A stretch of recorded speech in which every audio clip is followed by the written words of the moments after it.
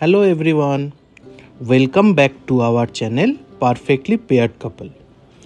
আপনাদের সবাইকে আরেকটা ইনফরমেটিভ ট্রাভেল ভিডিওতে স্বাগত জানাই। আজ আমরা এই ভিডিওর মাধ্যমে মহারাষ্ট্রের 3.5 শক্তিপীঠের মধ্যে অর্ধ শক্তিপীঠ মা সপ্তশৃঙ্গীর দর্শনের কিছু মুহূর্ত আপনাদের দেখাচ্ছি। সবাই বলুন, জয় সপ্তশৃঙ্গী মাতা কি জয়।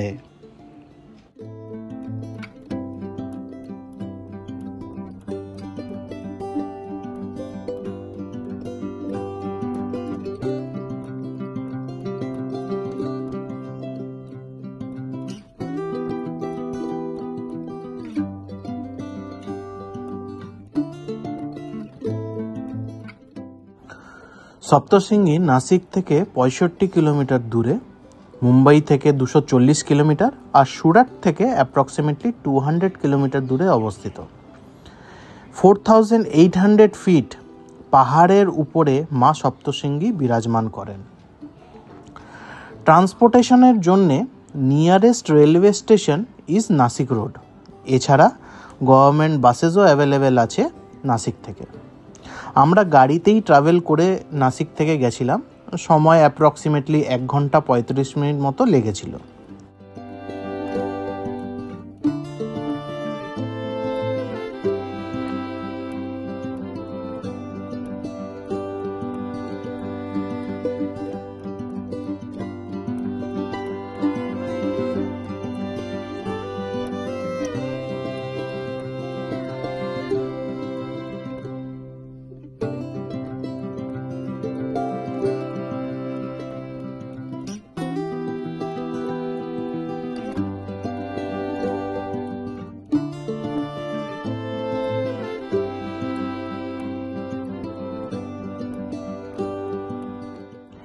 এই রোডটা সিঙ্গেল লেন, বাট রোডের কন্ডিশন খুবই ভালো।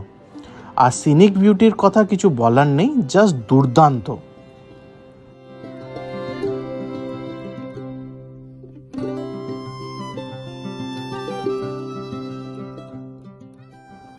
মন্দিরে যাওয়ার দুটো রাস্তা আছে, একটা সিঁড়ি বেয়ে যাওয়ার জন্যে।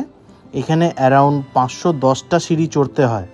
এছাড়া রোপওয়ে বা ফানিকুলার ট্রেনও আছে।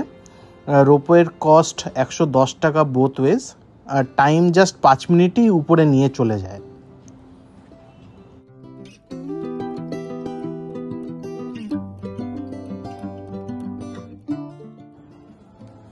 সপ্তশৃঙ্গী ভারতের 51 শক্তিপীঠের মধ্যে একটি, এবং বলা হয় মায়ের ডান হাত এখানে পড়েছে। সপ্তশৃঙ্গী নামটা পড়েছে মারাঠিতে সপ্ত মানে 7, আর শৃঙ্গী মানে চূড়া বা শিখর।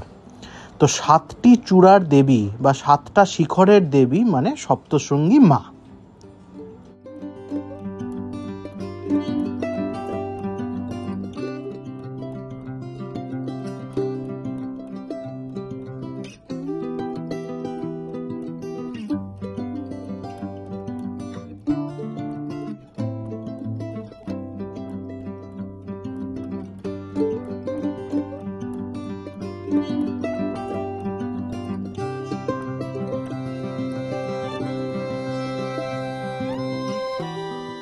মায়ের মূর্তি খুব ভব্য এবং মহিষাসুর মর্দিনী রূপে অবস্থিত।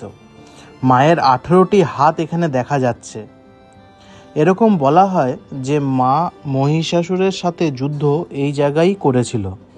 এবং দেখুন, পাশেই একটা পাহাড়ের শিখরে একটি হোল বা গর্ত দেখা যাচ্ছে, যেটা বলা হয় মায়ের ত্রিশূল লেগেই এই গর্তটি হয়েছে, যেটা এখনো ভিজিবল।